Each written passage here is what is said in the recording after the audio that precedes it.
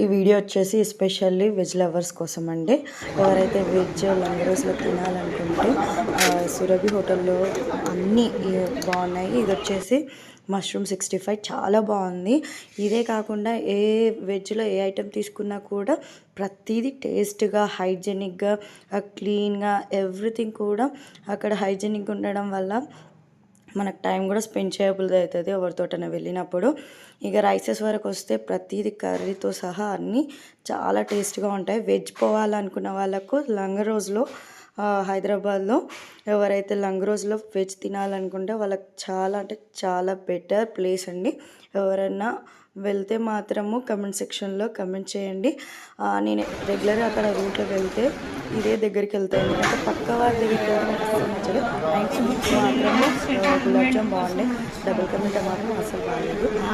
Review వస్తుంది.